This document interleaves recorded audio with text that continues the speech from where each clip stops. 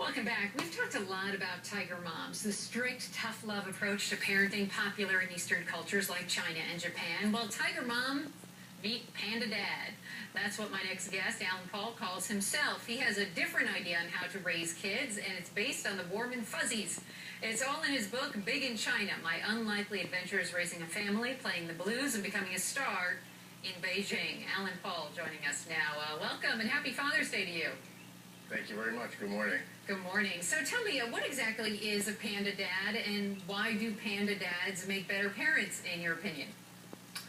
Well, Panda Dad, first of all, is a parent, a father who's ready to be involved and roll up his sleeves and get in there with the kids and not cede parenting to the mom, and ready to give the kids a little bit of room to run and not think that they can control everything. And I guess that's the main reason I think it's a better way of parenting. So you lived in China for several years. I know you and your wife moved there, and you're really in charge of the parenting in your household, as I understand it. So tell me what happened there that shaped your view on parenting.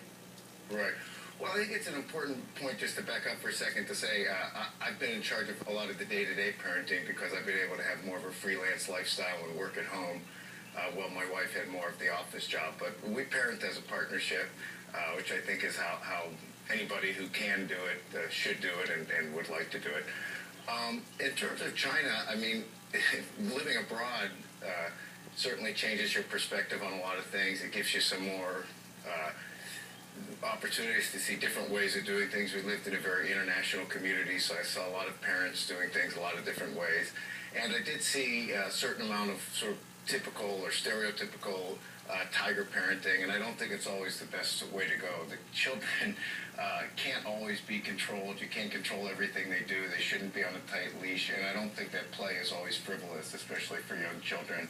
I think it's essential for children to develop and to learn how to interact with one another and to learn how to set rules and boundaries for themselves, because you're not going to be with them every step of the way throughout their lives. They need to be independent. One thing that really struck me in reading an article that you had written for the Wall Street Journal was you described these kids, a lot of these Chinese kids sitting in there, looking out their windows, looking so sad, while a lot of the Western kids were out playing, right? Well, I did see that. A lot of those children were very, very programmed. They'd come home from school and would have a piano tutor or a violin tutor or a Chinese language tutor or an English tutor, depending on their specific circumstances. And a lot of the other kids, not just Americans, but sometimes African, Australian, New Zealand, European, South American children were sort of running around through the streets. I think there's great benefit in kids having more unstructured play, and I loved the fact that we lived in a place that was a safe environment and the kids could do that. I'm very happy to say I've managed to find a place in the United States where people can do that. So I think that kids should have more unstructured play, not less, and I don't think it's frivolous. Given all the reaction to the Tiger Mom, what kind of reaction have you as a Panda Dad been getting on this? Well, I did a TV appearance like this last year, or about 6 months ago, right after I wrote the column, and you never know who's watching. I was at an event at my daughter's school, and a mother came up to me and said, "Excuse me, are you the Panda Dad?"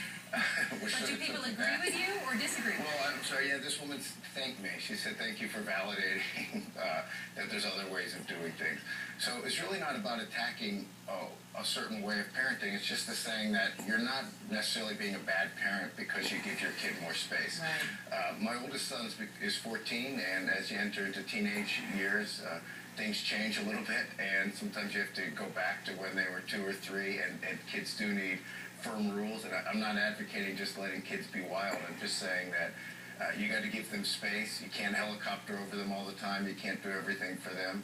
And let them be a little bit. Let them discover, give them guidance, and help them, give them support, but don't try to do everything for them or tell them how everything has to be. Understood. Alan Paul, happy Father's Day. We'll let you get home to your kids now so you can all enjoy it. Thank you. Thank you. Happy Father's Day to everyone. Thank you. She was banned from speaking on the floor